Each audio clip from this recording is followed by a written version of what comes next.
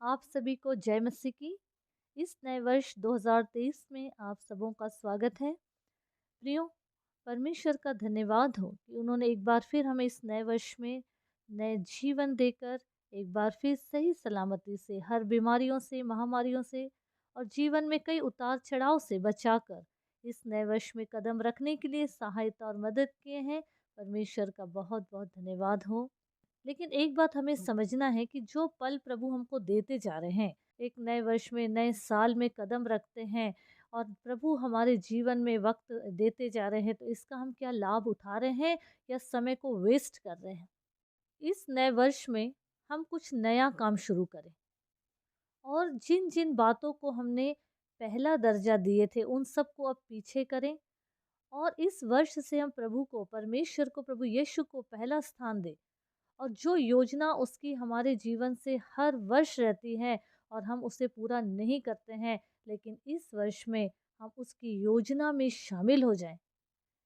उन्होंने हमको जीवित रखे हैं, एक नया जीवन दिए हैं, तो उसकी योजना में शामिल होकर अपने जीवन के इस वर्ष को पूरा पूरा उसको समय देने का प्रयास करें।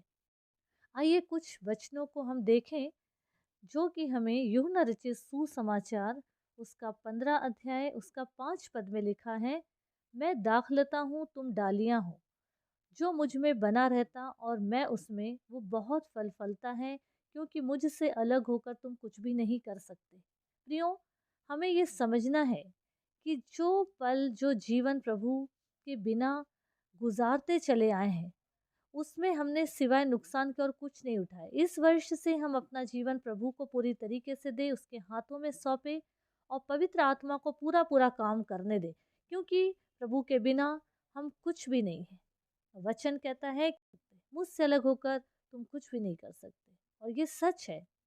उसी तरीके से हम पहला पत्रस दूसरा अध्याय उसका 9 पद पढ़ेंगे, तो उसमें लिखा है, पर तुम एक चुना हुआ वंश और राज्य पदाधिकारी, याजकों का समाज, पवित्र लोग और परमेश्वर की निज प्रजा हो, इसलिए कि जिसने तुम्हें अंधकार में से अपनी अद्भुत ज्योति में बुलाया है, उसके गुण प्रकट करो।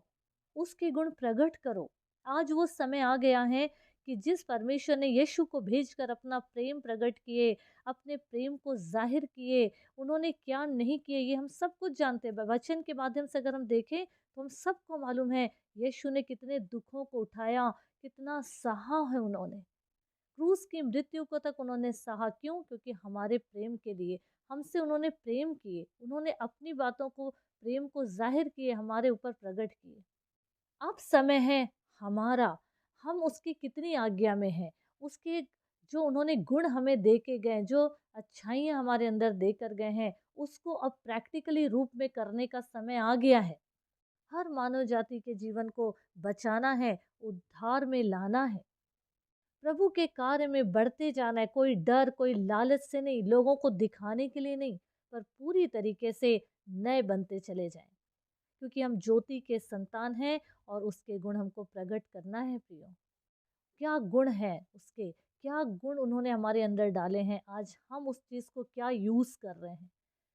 समय वेस्ट नहीं करना है, समय का सदुपयोग करते हुए प्रभु के कार्य में आगे बढ़ना है। प्रियो, याद रखिए, इस नए वर्ष में जितना हो सके हम जो समय को गवा दिए हैं, वचन से दूर, दुआ से दूर, संगति से दूर, जिस जिस चीज़ से हम दूर भागे हैं, उन चीज़ों के हम करीब आएँ।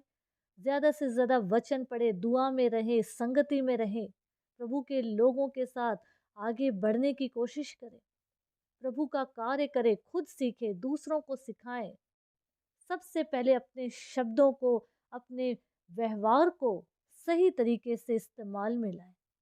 एक दूसरे से बढ़ चढ़कर प्रेम करें, ना ही किसी के ठोकर का कारण बने, ना ही किसी को ठोकर खिलाएं। इस नए वर्ष में प्रभु हम सबों को वो सारे दानों वरदान से और सामर्थ्य से भरकर बहुतायत से यूज करें। आमीन, आमीन।